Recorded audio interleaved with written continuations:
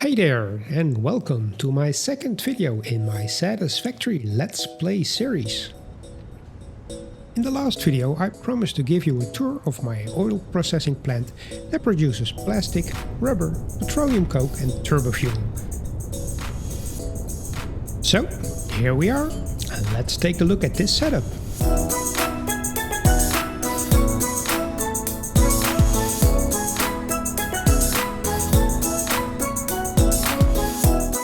This factory produces 600 plastic, 600 rubber, 600 petroleum coke and 750 turbofuel a minute from just 900 crude oil. There's a lot of refining going on. There are in total 235 refineries involved here.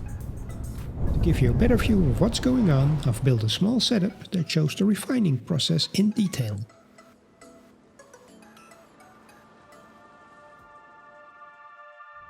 It all starts with water and crude oil.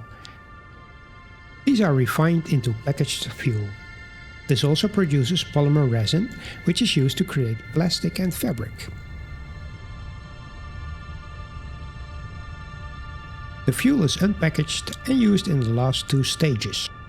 One of these refines it into turbofuel, and the other stage uses the recycled plastic and rubber recipes to create lots and lots of rubber and plastic. So the first step in all of this refining is packaging water. That actually happens in another location near the sea. Right over there. The train brings over the empty canisters and picks up the packaged water. The crude oil is refined using the alternate heavy oil residue recipe, producing polymer resin and heavy oil residue. The next stage takes the packaged water and heavy oil and turns it into packaged fuel, using the alternate recipe for diluted fuel. This recipe basically doubles the amount of oil by adding water. The packaged fuel moves over to a later stage in the production line where it will be unpackaged. The next stage also uses heavy oil residue and produces the petroleum coke. So here's the first output from our production line. Next up is the processing of the polymer resin that was produced together with the heavy oil. To process these we need water, and since we've got a lot of it packaged, we unpackage it and use it to refine fabric and plastic. The fabric is basically a byproduct of our production line because we had too much resin. The plastic produced here is used as a starter for the actual rubber and plastic production in the final stage. All remaining stages need unpackaged fuel, so we unpackage it here. Together with compacted coal, it is turned into that red-hot turbofuel used for generating megawatts of power. And finally, the last stage uses the recycled rubber and plastic alternate recipes to convert that little bit of plastic produced from the polymer resin into loads of rubber and plastic. The recycling recipes work by taking one plastic and it uses fuel to turn it into two rubber.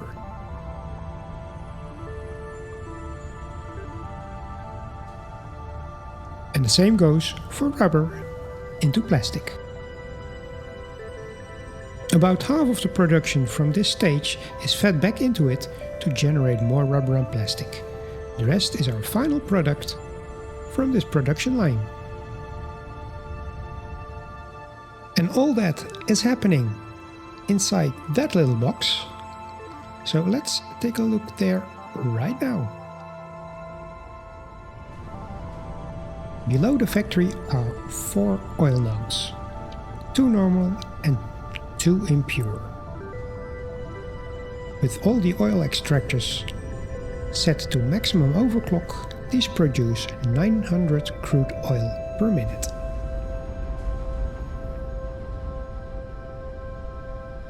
That oil is pumped up to the first floor, where we're converting it into the heavy oil residue and the polymer resin. The heavy oil residue is pumped up to the second floor, and the polymer resin is processed on this floor. Unpackaged water comes down from another floor, and the polymer resin is processed into fabric and that little bit of starter plastic that's used to start the actual plastic and rubber production, which is also happening on another floor. And furthermore, there is some warehousing going on this floor.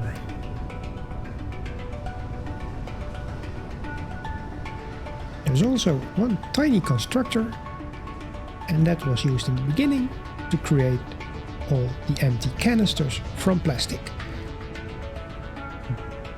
This is not needed right now anymore because there are plenty of canisters in the system. The canisters are in a closed loop, so no new canisters have to be added once there are enough in the system. After unpackaging, the canisters return here and are sent off to the train station. The train station picks them up, brings them to the water packaging facility. The water packaging facility fills them up with water again, and they are dropped off by the train here to be unpackaged again.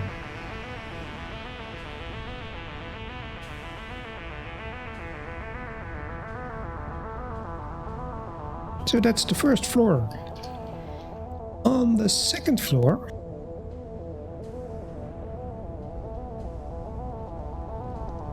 we process the heavy oil residue into the packaged fuel. All the packaged water from the train stations come in here.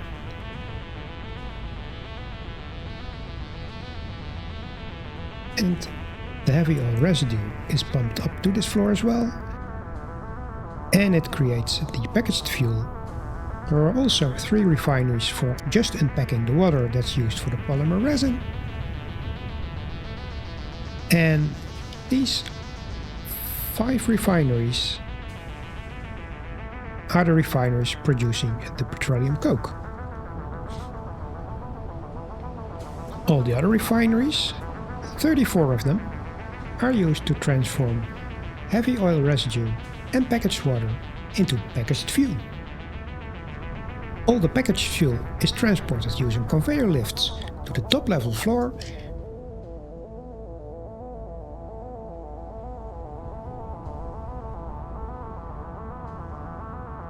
On this floor, all the fuel gets unpackaged and nothing else. This floor has just 34 refineries for unpackaging fuel.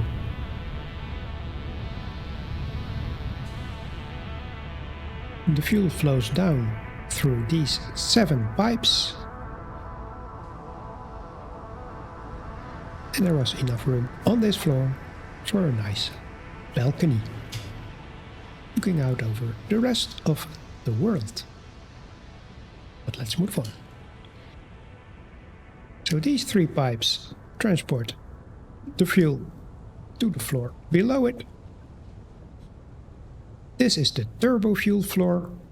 All these refineries, 40 of them, are used to transform the normal fuel into turbo fuel using compacted coal that comes in through a conveyor belt from all the way over there. There is a sulfur node about right there, and there are a few coal nodes right there. Those 2 are combined together in a small factory that I showed in my previous video. So if you want to see that factory, look at that video. And it comes into here. And it's turned into that yummy, spicy red turbo fuel. And again, all that's happening on this floor is turbo fuel.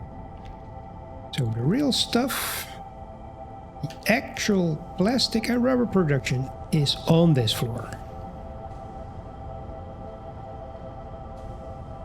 The other 4 regular fuel pipes come in here.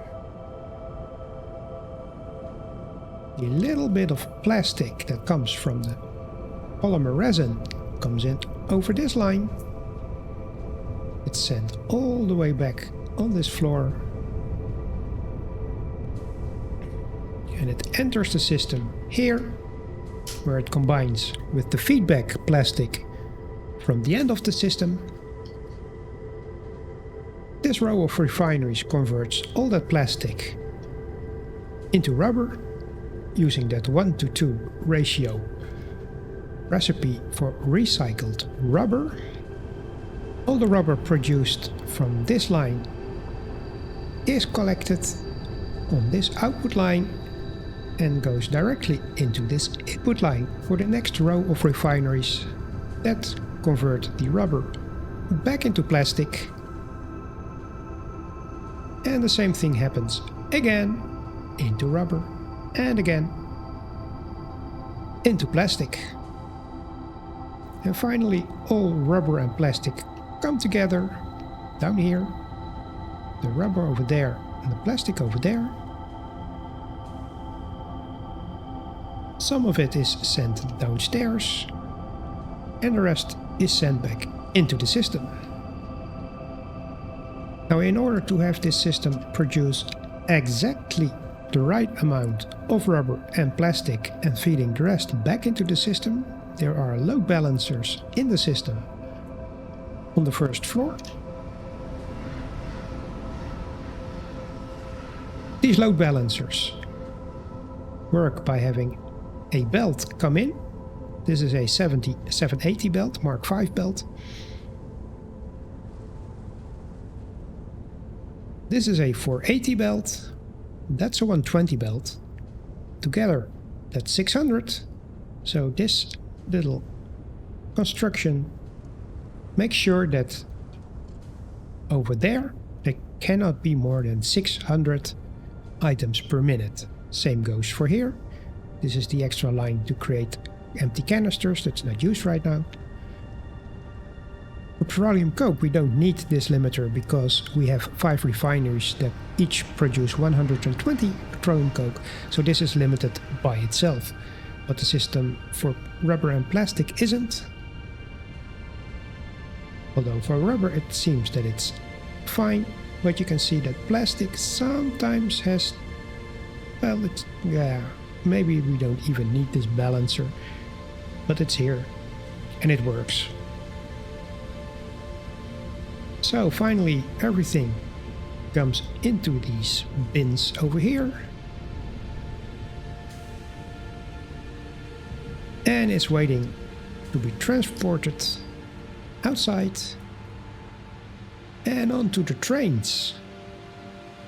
And this train station takes all that stuff off and it goes down there to the mega base, which currently just puts it into an awesome sink, but we will use it for production later on.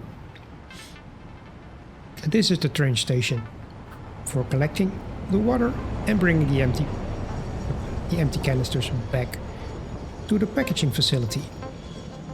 And this works by having basically alternating a station for packaged water and empty canisters. So the train is always dropping off 4 of these and picking up 4 of these. There's no water right now because the train is picking it up.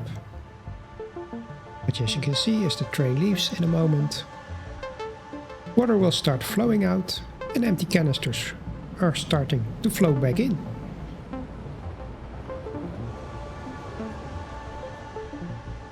The turbo fuel being produced by the factory is consumed by these power generators.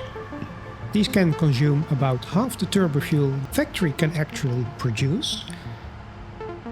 So I need to build another set of these somewhere else. On this location I ran out of room, but there's more than enough room somewhere else in the world to process the rest of the turbo fuel. And right now it's producing more than enough power than we can ever use. Well, ever use? Yeah. We'll be able to use this power. We'll probably have a power outage at some point, and then we'll need to build more turbo fuel generators.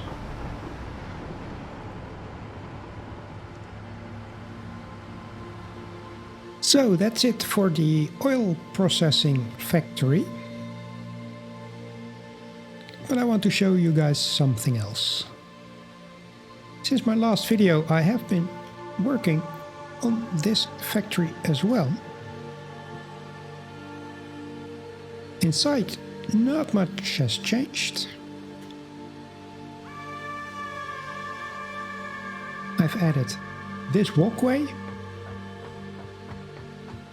And I added a little elevator shaft, which I did not totally steal from Max the Catfish. If you haven't seen his video about this, you should. It's a great video about how to build a nice lift in your factory. I saw his video and it inspired me to build something similar.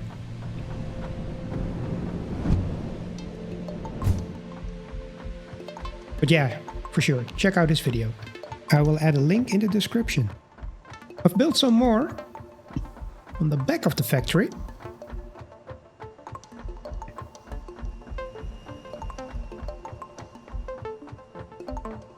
I've started a copper ore processing plant.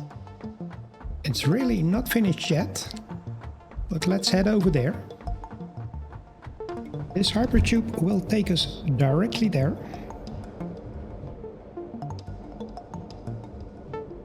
So I really need to fix this hypertube because the view is not very good while you're in it. But yeah, there's more to fix right now. So this factory will have 150 refineries just for producing copper ingots using the pure copper recipe. And on top there will be another set of about 105 refineries, I believe, for the steamed copper sheet. This all takes a lot of water that will come in on that bridge, which I am not gonna make right now. So first I will show you where the copper comes from. There are several copper nodes in this biome, and I'm using 3 of them, 2 pure and 1 normal, and that provides exactly the right amount of copper that I need for this facility.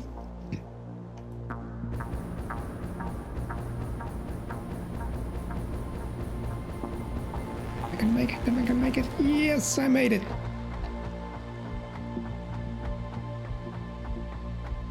So this will be all pipes, 15 pipes of water that will be provided. Good thing I can swim. That will be provided by these water extractors. This is almost ready to be hooked up. The pumps for pumping the water up are already installed, and the pipes just have to be put in. Once finished, all these pipes will be brought over to the copper processing facility using this bridge, where the water will be used to create pure copper ingots and steamed copper plates. My plan for this desert biome is to fill it with smaller factories connected to this central bridge, producing the items necessary for the production of the more advanced items that will take place in the big base over here. And that's it for this video, where I gave you a detailed look at my efficient oil processing plant, and we took a quick look at what's next in my world. I hope you liked this video enough to give it a thumbs up. I will be posting videos on the progress in this world to YouTube, so subscribe if you want to see more. And if you're new to Satisfactory, you should check out my 5 minutes tips videos. I'm also on Twitter, and I live stream on Twitch when I'm working on this world. That's it for now. See you on Twitch. Bye bye.